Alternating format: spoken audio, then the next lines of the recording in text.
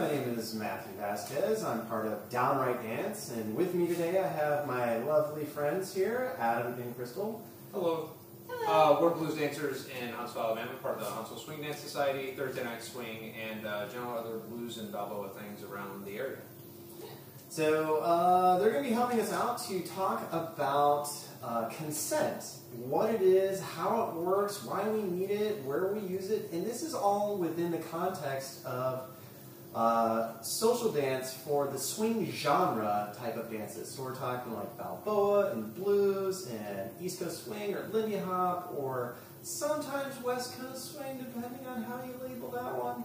So there's that kind of swing genre type dances is what we're looking to film. So depending on where you go, consent can be different things. So with that in mind, I got my notes here. So what is consent? Why is it needed? What do you guys think? I would say for consent, it's getting approval or getting a confirmation from the other dance partner or the other person what they're okay with or what they're not okay with. Yeah, for me, I definitely think it's permission to see if you're okay to interact with whoever you want to dance with. It's not a given that just because you're at a dance that people are going to instantly dance with you. That's right. I mean, sometimes people are going to be tired, sometimes people, because they've been dancing a lot, sometimes people are in the middle of a deep conversation, or sometimes people just don't feel that song and don't really want to dance to that one. So it's really important to know what people's desires are to enter the dance, and then to know what their boundaries are while you're dancing. And everybody has varying levels of those boundaries, and that, to me, is why consent is really important. Right. All right, so consent. You can have all different types of consent. Normally, when we're talking about consent in this context, we're asking, how do we get it? What do we do? Well, consent can be, in my opinion, both nonverbal or verbal. So for me, nonverbal consent is the way of asking someone without actually verbalizing. So, and that was the exceptions. So it was my consent. I gave my arm up in the partnership to be like, yes, I would like to dance. Or if not, if you were to ask, and I was like, I can deny that offer. Right, but it's not just one form. Consent can also appear in. It can also be verbal. Verbal is something that I really like to focus on. And in my opinion, the less I know someone, the more I'm going to seek verbal consent, and the closer to that person I am, the more I'm going to be okay with nonverbal consent. And that would look something like this: would you like to dance? Yes, I would love to dance. Or it might look like, would you like to dance? Not right now. And that's absolutely fine. But the closer I know someone, I might use the sign language, like to dance. And that's something that is pretty common in our scene here. Or if I'm very close to the person that's Krystal or somebody that's a very common partner for me, I may just go up and offer a hand because I'm too tired to speak or something. So. And for me, it's situational as well. I prefer nonverbal, but it's not always the best way. Sometimes I use a mix between verbal and nonverbal. Sometimes I go purely verbal. It depends. It's situational. So be sharp. See what works for you. Decide what you like, and then try and utilize it best you can. If it doesn't work, then try a different way. Things not to do are nonverbal forms like looking at a person and winking at them creepily. That's a really good example of what not to do. So whatever it is, be very clear that what you were doing is asking for consent and not something else. That doesn't work for you? All right, so. Hey, it's just my contract was really dry. Okay, so asking to dance. We kind of briefly covered a little bit. Verbally, again, you can phrase it as anywhere between, hey, would you like to dance? Nice and informal, or to something a little bit more formalized. Would you please have this dance with me? It all works. There's a nice range of everywhere in between. It's also important to remember that it's not just leads that are allowed to ask. Follows can also ask to dance. So I'm not having to sit and wait for someone to ask me. I can be like, hey, Matt, would you like to dance with me? Yes. All right, awesome. Yeah, so one of the things I like to say is those that ask the most dance the most. That's true. I think that's totally true. I also think that verbal offers the opportunity for me, the way that I can use it sometimes, is to also boost people's confidence, depending on how you word it. So with it saying, would you like to dance, is tacitly different from asking, may I have this dance, which is, will you please give me your time, is kind of more the phrasing there. And so I think that can be really good, especially if you have some beginner dancers in your scene who are still trying to build that confidence up. Once again, personal opinion, but I think it works. So. All right. So let's see. Again, it can be verbal or nonverbal, and some of the ways that we asked non-verbally was, so Adam did the whole, walking across and with the eyebrows raised. I like to typically, as I'm walking up to the person, go like this with the eyebrows raised. Mixed results. Depends on who I do that to, who I don't do that to. Some people really appreciate it, other people don't. So see how it flies, get the most mileage for it. What you should be careful of is if you are using non-verbally, you don't have to respond non-verbally. You don't have to respond verbally to, or if you are asking verbally, you don't have to respond verbally in kind.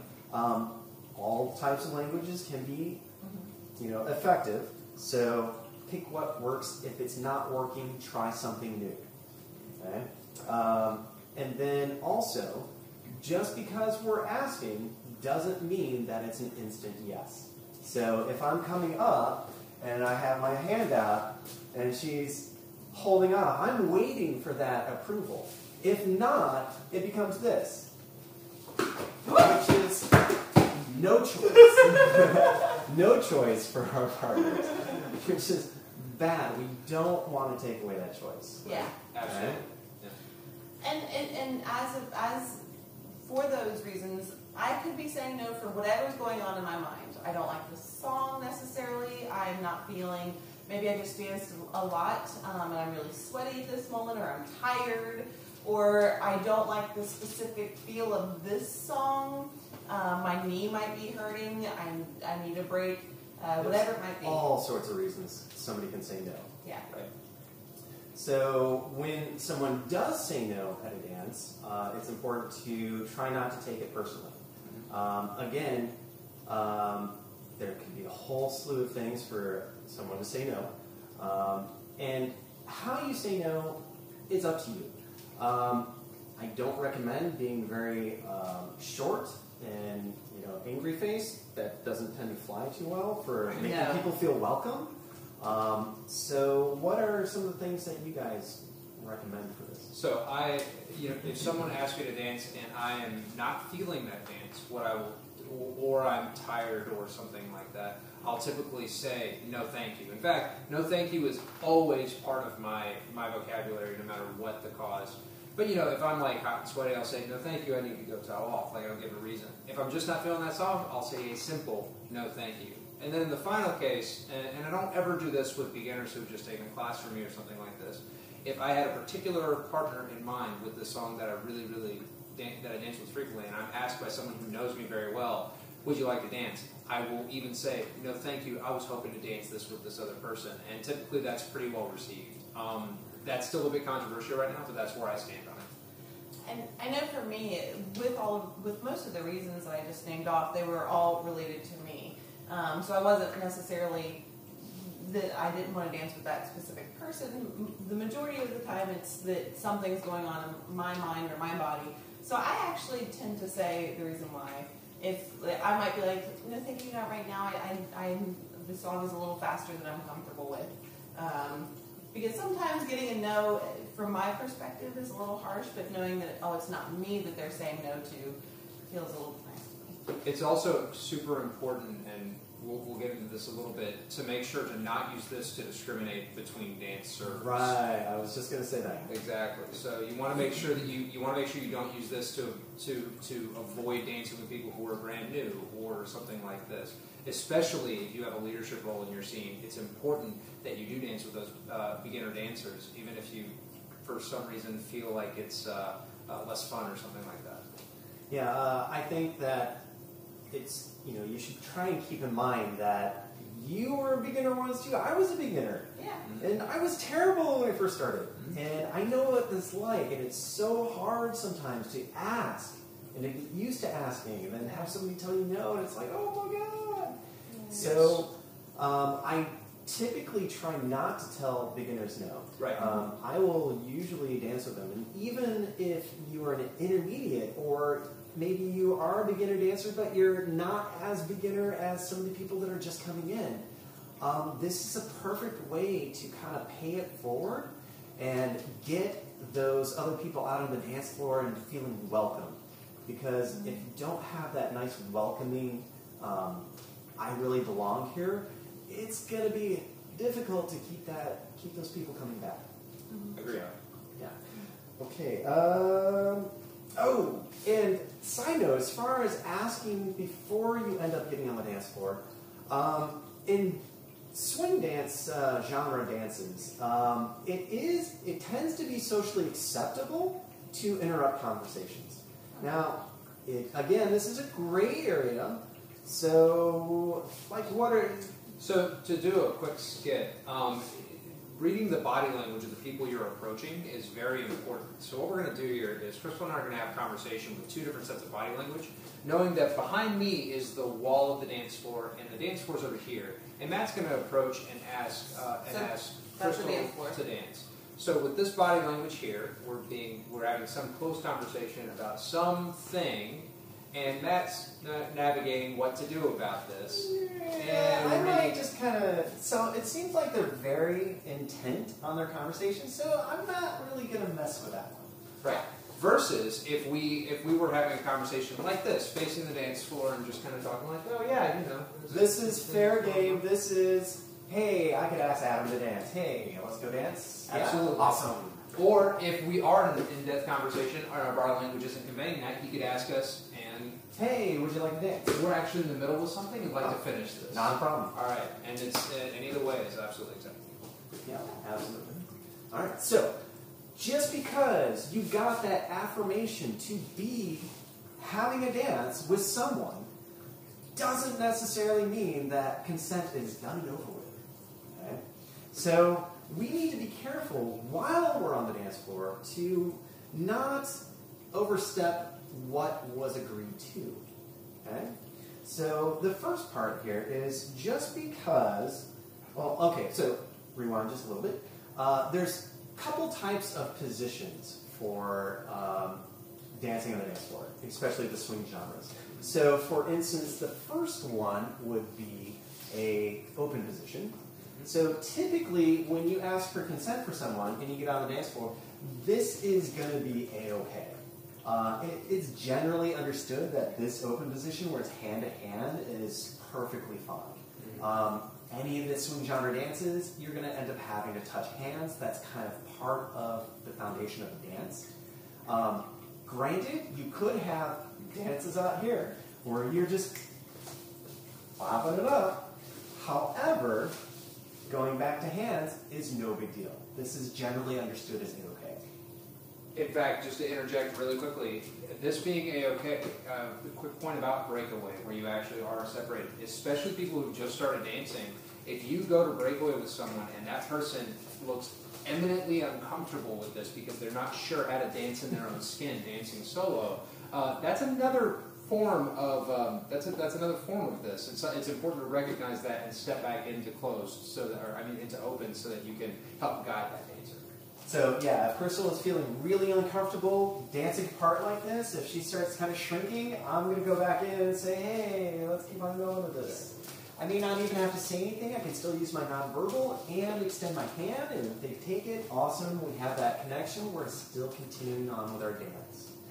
What's not okay is assuming that just because we have hand connection, that other parts are perfectly fine to touch. That's not always the case. Obviously, noggats, we don't want to touch those.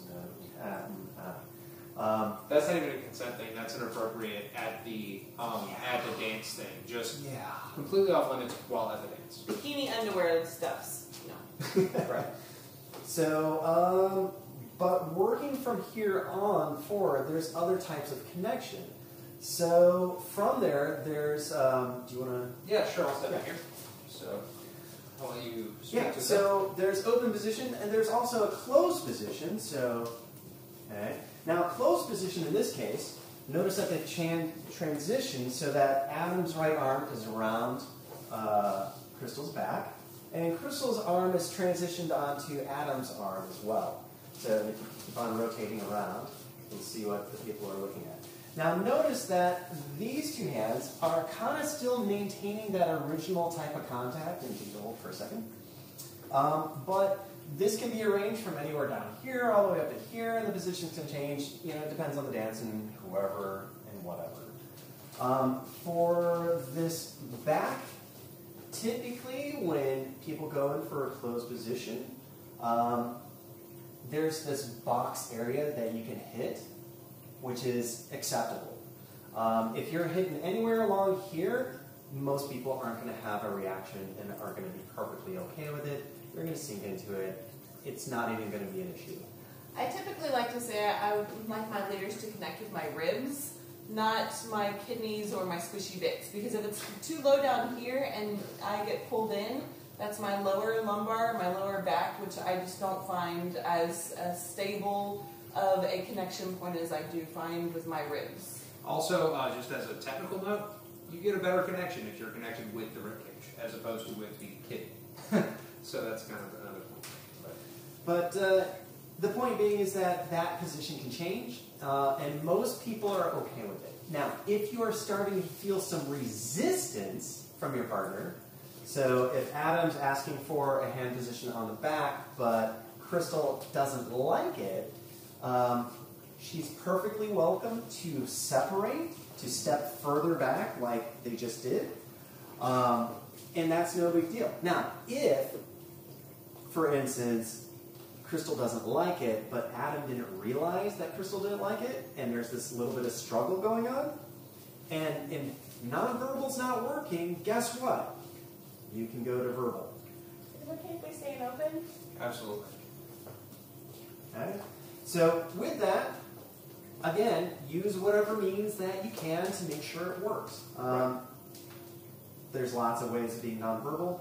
If verbal isn't working and nonverbal isn't working, you have the perfectly right to walk off the dance floor if you don't like that. That's absolutely true. If somebody's done something that you feel has stepped across your boundaries, your personal boundaries dancing, and it was an accident, you have the choice to continue dancing with that person and let them know in some way. But if they are clearly intently not taking your cues and they're continually crossing your boundaries, it is absolutely acceptable to exit that partnership. Now, if it's a situation where you don't feel like you can get away, there was one of my students asked, well, this guy was clamping my leg and I didn't know what to do. We kind of discussed things, and I didn't bring it up with you, but the way that we thought was best was to just dead fish it. And that'll get you out of that dance. It's definitely hard to make contact in that case. Think of one of those cats that don't want to be picked up. Absolutely. You know? Yeah. And then on a less funny note, if these things aren't working and somebody's truly violating your space, asking for help is absolutely okay. Yeah. That's just an important point. Extreme case, almost never happens, but when it does, it's important to know that you can say, hey, somebody, this is bad, like something's bad, and that person will usually be embarrassed and exit from that situation. Absolutely. All right, so past that, now close position is not the only position. There is close embrace. Notice how close they can get for this. So go ahead, So full on. So Full on close embrace. embrace. Yep. So this one is body-to-body contact. We have everything from chest, sometimes down through our pelvis area and our thighs, contacting between you and your partner. Krystal's gone ahead and put her arm up and around, further around Adam. This is about as close to close embrace as you can get into. And everything's closer. Okay? But notice for this, and even in a Balboa position, if you can get that one real quick, that's still a type of close embrace, but notice that the pelvic areas aren't actually on each other or touching, specifically the crotch. For these types of dances, we typically have our butt out for these, so that's not something that you should really have an issue with, unless they're coming from a different dance. If you have somebody coming in from ballroom, a ballroom connection is typically with this right here, so they may seek it out, and again, take things with a grain of salt. You can always either non-verbally or verbally ask to have more separation if something's bothering you with that.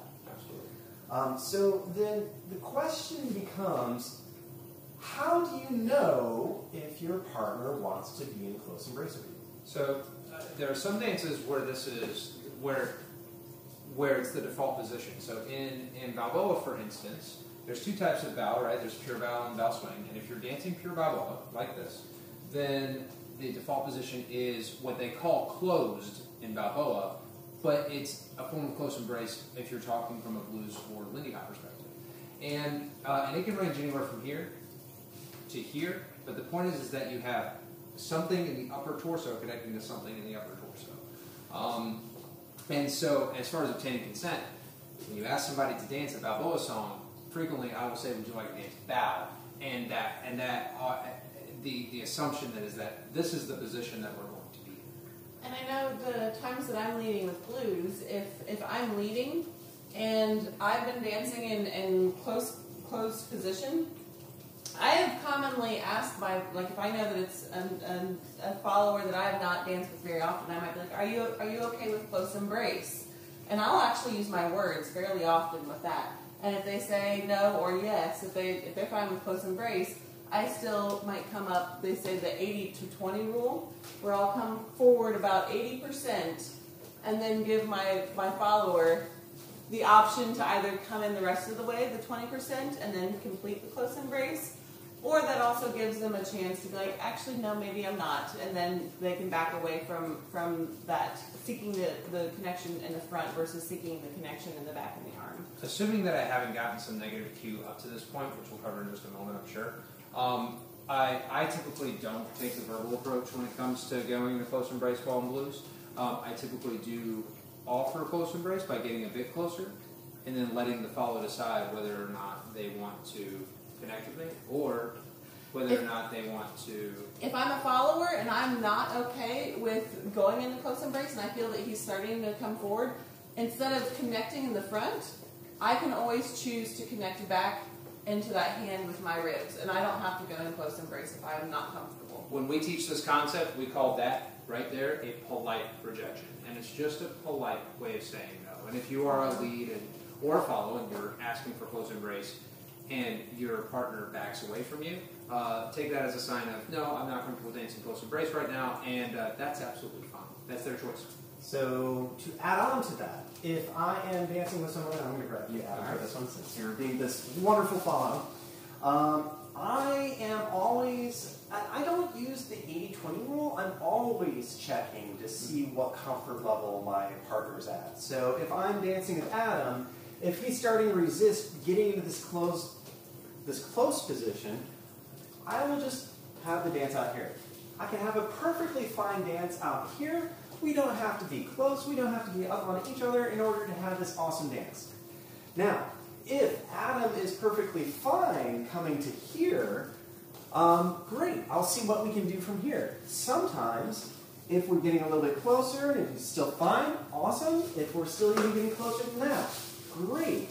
I'm always checking to see what he or she is reacting, how they're feeling throughout the dance. Absolutely.